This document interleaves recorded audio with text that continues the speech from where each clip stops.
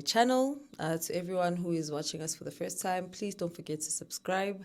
And if you're a regular subscriber, thank you so much for coming back. In today's video, we have the legendary, people call this man, my dad here, a legend. Do you agree with that? It depends on the definition of a legend. So you don't consider yourself a legend? Not at all. Wow, okay. As humble as he is quite a legend, But years and years of experience in the music industry. So, Mr. Dad, please introduce yourself to my followers.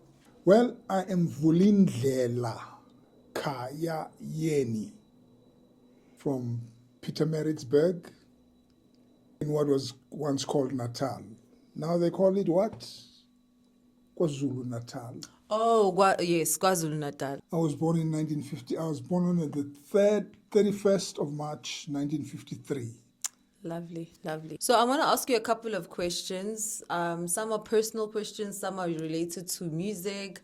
It's just going to be a sequence of questions. So the first question, very important question, right? What was your first impression of me? That's very interesting. What was my first impression of you? Yeah. I changed your napkins. I listened to you before you could even speak, and you were going da da da da da da ba ba ba ba ba ba ba. So the impression I had was that this child is going to be very talkative. Do you agree? That's I suppose that's the first impression I had of you, was that you are going to be very talkative. What is your favorite moment of us? So, by the way, I have a brother, right? So my brother and I grew up together. So Mr. Dad, whatever we did, we'd always do together. So give me like your favorite moment or memory of Sipho and I. Your mom, as a nurse, used to work and come back home late. So I used to babysit you and your brother. And it's very interesting, it's very soothing to see children grow up and be children and have fun and speak and say all the silly things that children have. So I enjoyed those moments when children were silly, being children, and just not caring about what's happening in the world, and all they want to do is have fun. Please tell us what you do for a living. For a living, I'm a saxophone player. I'm a musician. And music is all I've done all my life. Ever since I left school, I've been a musician, and I'm still a musician, and I'll always be a musician. Beautiful. You're actually very lucky, Baba, I must say. There are not a lot of people who could live by their talent. So I must say you're a very lucky man to have done music all your life and, still doing music even in your retirement. So that is really nice. What is your earliest memory of music? Now, you see, your question is my earliest memory of music. I was always surrounded by music. Beautiful. My dad was a choir conductor. Okay. As a principal of the schools that he taught in, he used to have choirs, which consisted of the staff of the school, the school staff, teachers. So I was surrounded by music, and that was classical music. Beautiful. So, as a musician, right, you do not only play one instrument. Can you give us, tell us what else do you play besides the saxophone? Well, I was fortunate that in 1966, my father bought me a guitar, and he taught me how to play the guitar. And I'd earlier spoken about Cliff Richard. Now, after my father taught me 3 chords, C, F, and G, he then said to me, "Vuli, use these chords." Yeah. And play a song. I was so blank, I didn't know what to do, and I was shocked to learn that my father, who's into classical music, knew "Bachelor Boy" by Cliff Richard. When I was young, my father said, "Son, I have something to say, and what he told me will never forget until." He said, son, you are a bachelor boy. That's the song that my father taught me how to play on guitar.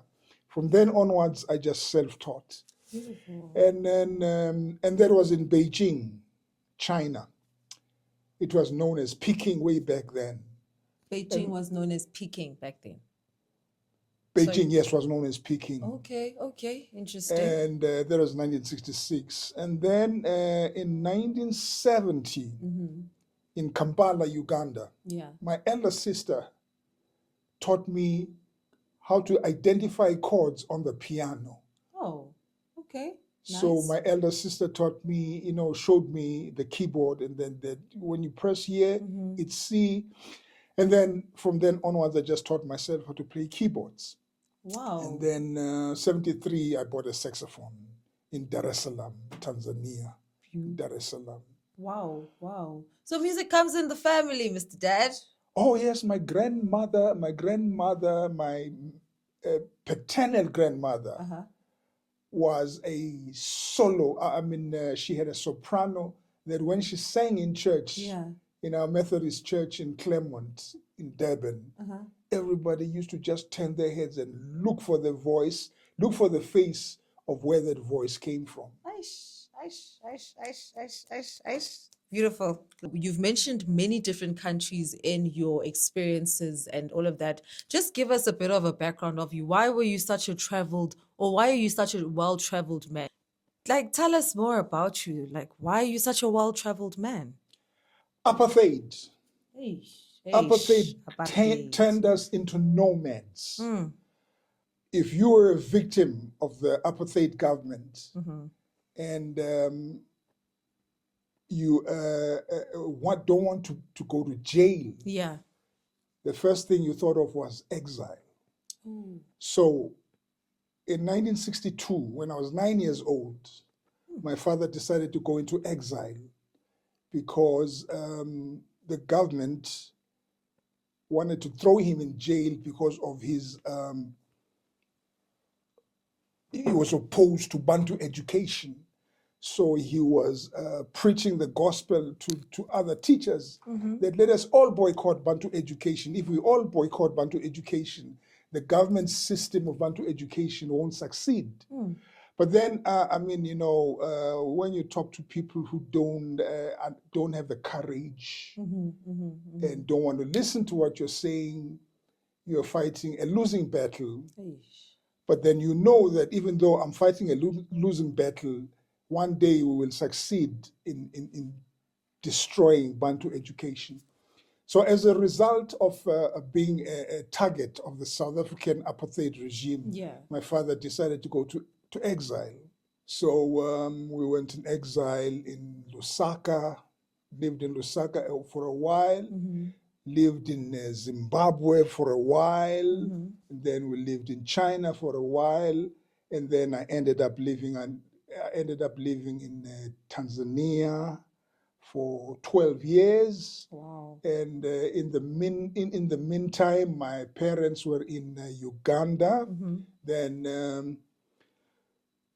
Then they eventually migrated to England, and I remained in Tanzania. What's the one song or one project, by project maybe an album, that you are most proud of? Like the one that you are most proud of? Well,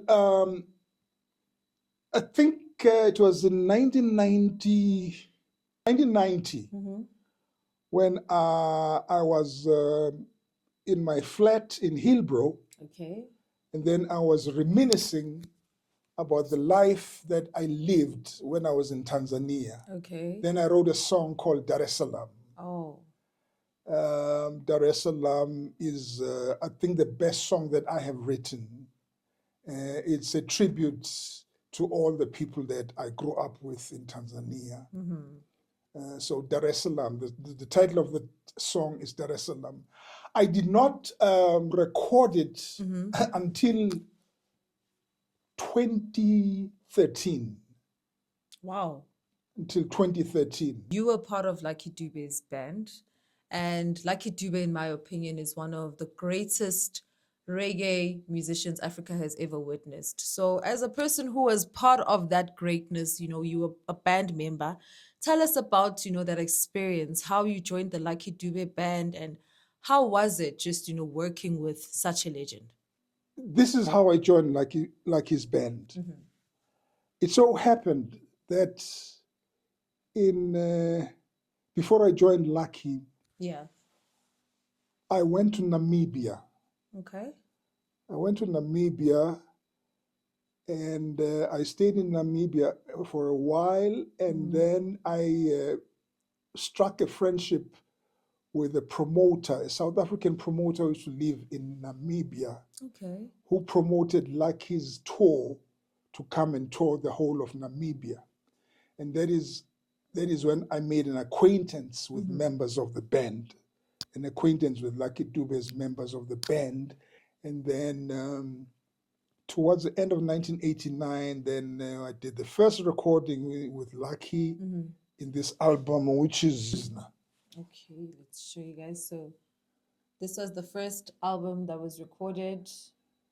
So you guys recorded this in studio, right? Yes, Okay. Downtown Studios. Nice. It was still called RPM Studios back then. The second album we did was in 1990. It's captured live. Oh, all right. And this one is Lucky Dube captured live. The third album was Lucky Dube, House of Exile. House of Exile. House of Exile. Okay, so that's House of I think Exile. that was 92. Okay. The final album that I did with Lucky was 1993, House of Exile. Okay. But so that's 4 albums that you recorded with I Lucky recorded Dube. 4 albums with Lucky Dube. Nice, nice. Guys, that's my dad on the horn section. If you guys listen to Lucky Dube, horn section is the pop, pop, pop, pop, pop, pop. That's horn section. 4 albums into, okay, so 4 albums later, do you have an idea of how many tours you guys did maybe? Well, we used to tour the United States every June, Okay. which is summer in the States. That's when summer begins in the States. We used to tour the United States. If I'm not mistaken, we've toured something like 48 countries. That is the period I was with Lucky from 1989 up till 1994. We did something like 48 countries. What? Spreading the gospel of reggae music. Oh my goodness.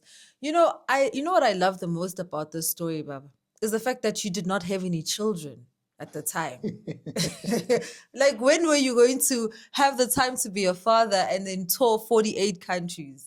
So I think if there's one thing that I really love about you is the fact that you took your time. Well, it wasn't planned. I love that. It wasn't planned. These things just happen automatically. 1989 to 1994, you were touring the world with Lucky Dube, seeing all these beautiful countries, meeting all these fans. Then tell us about life after Lucky Dube. After the Lucky Dube band, did you now come back and, start a new job, or like tell us about how life went for you after that? Music and bands is like a marriage or an affair. Okay. Not all affairs or marriages last. There's a time when a divorce occurs. So there was this divorce between us, the 9 members of the Slaves, that occurred, and then we decided to part ways with Lucky Dube. Okay. And then we formed our own band called Free at Last. Okay. Free at Last, unfortunately, was sabotaged left, right, and center. I won't go into the nitty-gritties of who sabotaged us. Yeah. But I mean, you, the listener out there, will, just formulate in your minds as to who sabotaged us. We were sabotaged in such a way that if we got a job today, Yeah. if we were promised a job today, Yeah. The day when you had to sign the contract, the person you're supposed to sign the contract with would just disappear. Yeah. So no, it was deliberate sabotage. When as a band you don't have a job, each and every venue doesn't want to employ you, you disintegrate. And so one by one, this guy went his own way, this other guy went his own way. Then I decided to join the South African Defence Force Band. 1998, a very important year, by the way. Because that's when my daughter here was born. Exactly. 1998, my dad left okay, he didn't leave the band, but I think that was a great opportunity for you also. The fact that you could continue to have a career in music. So your 9 to 5 was music. Right. I don't think you understand how blessed you are. Do you know how blessed you are, Dad? Well, I would not call it a blessing, but I mean, as a human being, you've just got to fight on until you get what you want in this life. Okay, now this leads me to the next question. If it wasn't music, what else would it have been for you? Like in terms of a career? Like, I can't imagine you as anything else, honestly. Like, well, when I was growing up, before I knew what I really wanted to be, I admired my father so much that I also wanted to be a teacher. Oh, yes. Oh, yes. But then, unfortunately, music took over my life. When I found music, I just said to myself, this is what I want to do for the rest of my life. Oh. And look at you now. We are currently in my father's music room. You know, my dad is retired. He's been retired for almost 20 years now. And all he's done is play music in those years of retirement. So more than anything, he is a very blessed man. He said, unfortunately, fortunately, music took over. Konjo, when did you have us? How old were you when I was born? I was 45 years old in 1998 when I had you. You had your firstborn at 40. At the age of 45. I don't regret it because, I mean, look, you've got to start a family when you are ready. Before then, I wouldn't have been able to give you all the things that I was able to give you. That is very true. Understand? So it's not a matter of age as to when you start a family. Is when you are ready. Yes, and you never know when you're ready. You know, so when I was ready, I knew it. That's nice, actually. Okay, let me take that back. When you're ready, you will know. Yes. Right. Before we go, any advice to your children? Sipa will be watching this, Nombuso will be watching this. So advice to the children and Bato as well.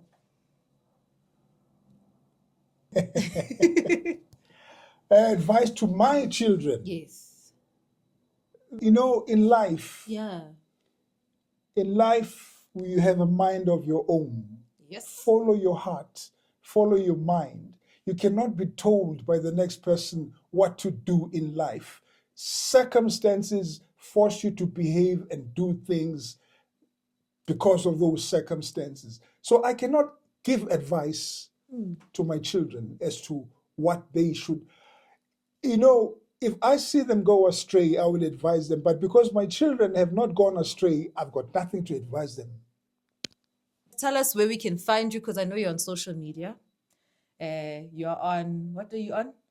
Facebook? Facebook. My dad's on Facebook and he's on YouTube. He is also on Instagram. So type there, Vulieni, if you want to, go through his music. He's also got a lot of archives on his YouTube, which I post and handle and edit. So you must also please give me credits where it's due, because I work overtime for my dad.